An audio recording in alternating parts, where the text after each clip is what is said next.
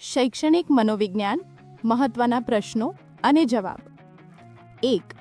બાળકના મન, શરીર અને આત્મામાં રહેલા ઉત્તમ અંશોનો પ્રગટીકરણ એટલે શિક્ષણ.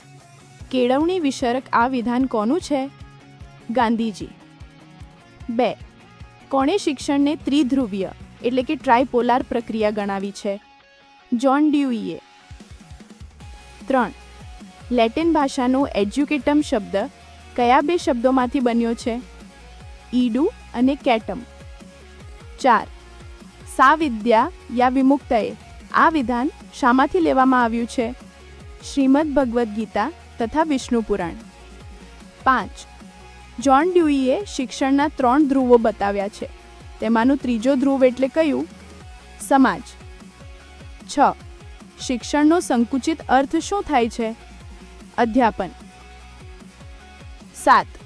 શિક્ષક પતે શીખતો ન રહે તો એ કદી શીખવી ન શકે. આ વિધાન કોનું છે? રવિન્દ્રનાથ ટાગોર. 8. આંગ્લ ભાષાના એજ્યુકેશન શબ્દની ઉત્પત્તિ કઈ ભાષામાંથી થઈ છે? યુનાની એટલે કે ગ્રીસ ભાષામાંથી. 9. કોણ શિક્ષણને દ્વિધ્રુવીય એટલે કે બાયપોલર પ્રક્રિયા માને છે? એડમ્સ. 10. શિક્ષણે માનવને આત્મવિશ્વાસુ અને નિસ્વાર્થ બનાવે છે. આ વિધાન શામાંથી લેવામાં આવ્યું છે? ઋગ્વેદમાંથી. 11. વિદ્યા સમાન શરીરને શોભાવનાર બીજી કોઈ વસ્તુ નથી. આ વિધાન શેનું છે? ઉપનિષદોનું. 12. એજ્યુકેટમ શબ્દનો અર્થ શું થાય છે? આંતરિક શક્તિઓનો વિકાસ અથવા અંદરથી આગળ વધારવો. 13. કઈ સતત ચાલતી પ્રક્રિયા છે? શિક્ષણ. 14.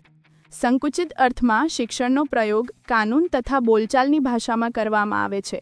આ વિધાન કોણે કહ્યું હતું? મેકેન્ઝીએ. 15. એજ્યુકેશન શબ્દની ઉત્પત્તિ લેટિન ભાષાના કયા શબ્દમાંથી થઈ હોવાનું મનાય છે? એજ્યુકેર. 16. ચુંબકની જેમ શિક્ષણમાં પણ 2 ધ્રુવો હોવા જરૂરી છે. આ વિધાન કોનું છે? એડમ્સનું.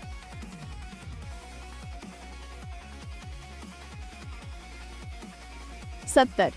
પ્રત્યેક માનવના માનસમાં અદૃશ્ય રહેલા વિદ્યમાન વિશ્વના સર્વસામાન્ય વિચારોનું પ્રગટીકરણ એટલે શિક્ષણ. આ વ્યાખ્યા કયા પ્રસિદ્ધ શિક્ષણશાસ્ત્રીની છે? સોક્રેટિસની. કયું શિક્ષણ આયોજનબદ્ધ રીતે વિદ્યાલયોમાં આપવામાં આવે છે? ઔપચારિક શિક્ષણ. 19. બાળકના શિક્ષણ માટે સૌથી સારું સ્થળ અને તેની પહેલી શાળા ઘર અથવા કુટુંબ છે. આ કથન કોનું છે? મેકેન્ઝીનું. એજ્યુકેર એટલે કે એજ્યુકેર શબ્દનો અર્થ શું થાય છે?